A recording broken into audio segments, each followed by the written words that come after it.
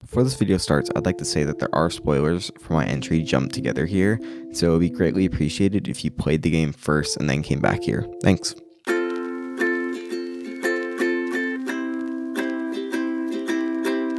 First, a little backstory of my entry. I woke up Sunday morning and got in the car for the long drive home from being out of state.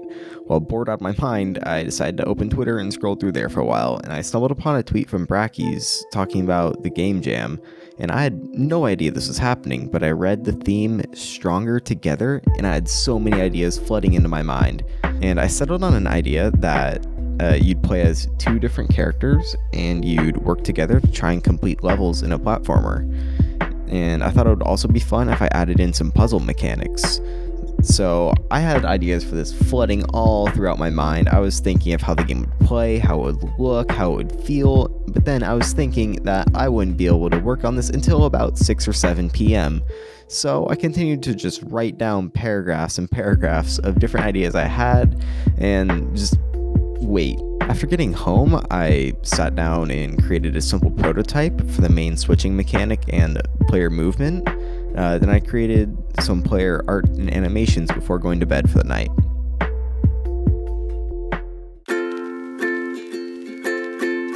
On day 2, I started out by setting up a tile map to block out levels and proceeded to lay one out. Then I moved over to Photoshop and drew a few different sprites for ground art. I had a stone, dirt, grass, and this weird purple thing for at the end of levels. So when I was decorating my tile maps, I started out by just duplicating prefabs of each sprite one by one, and it took literally forever. So I eventually put them into another tile map and just drew them over. By eventually, I mean about 2 or 3 days later. Later in the day, I had finished up the first level and created pads at the end of it that each player would stand on, the one with their color, and it would end the level. And then I created an extremely scuffed main menu and pause menu. On day 3, I set up a sound manager using a modified version from a tutorial by Brackeys. I followed his video and then added support for playing random audio clips for each sound. This was really only used in the footsteps, but I just added some more variation. It sounds so much better. Then I shamelessly ripped some sound effects from an old game project and plugged them in.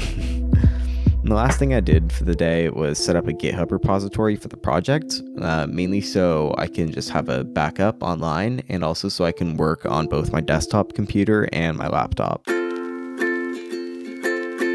I started day 4 by fixing terrible menus and creating the final art for them, and I think this just looks so much better than this.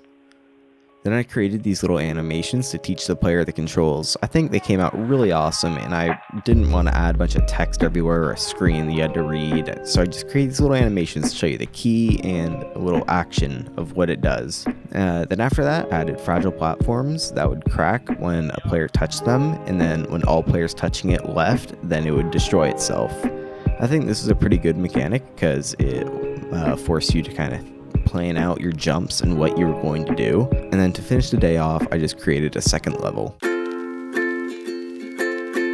So days 5 and 6, I didn't really get too much done, mainly because of school and life in general, but across these 2 days, I did get 2 more levels made.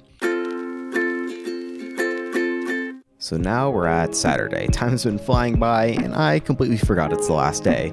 But it wasn't over until Sunday at 3 a.m., but there's no way in hell I was going to stay up that late, so I was hoping to finish by midnight. But luckily, I didn't have too much left to do. I still wanted to add a new mechanic to add variation to the final levels, then create at least one more level and add some music. But some compromises had to be made. It was smooth sailing creating a locked door feature where you could just run into the key and it would open the door, and adding the 5th level. But I arrived at a crossroad. I was about to fall asleep at my desk, and I didn't want to work anymore, but I knew I had to finish it. I could either create one more level to bring the count up to 6, or I could create music. But I decided the door mechanic was underused so far. It was only in one level, and I wasn't going to go add it into other ones, so I decided to go with the latter and create another level. I would have loved to have music, but I'd much rather have more content in the game and use this mechanic a little bit more, so I finished that level. Then I squashed a few bugs, built the game, and submitted my WebGL project.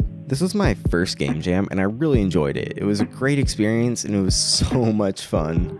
I also learned a lot here. I made sure that even when making something simple like player movement, I tried to change it up and learn new mechanics. And I learned so much more that I'm definitely going to use in other projects. And it was just a great experience for practice. I'd recommend anyone developing games, no matter how experienced you are, just try a game jam. Even if you don't finish it, you should at least try, because it's so much fun. Anyways, the Brackeys 2021.1 jam was awesome. I can't wait for the 2021.2 jam, and I'm definitely going to make another game for it. Anyways, thanks for watching this video. Liking and subscribing would be greatly appreciated, and I'll see you all next time.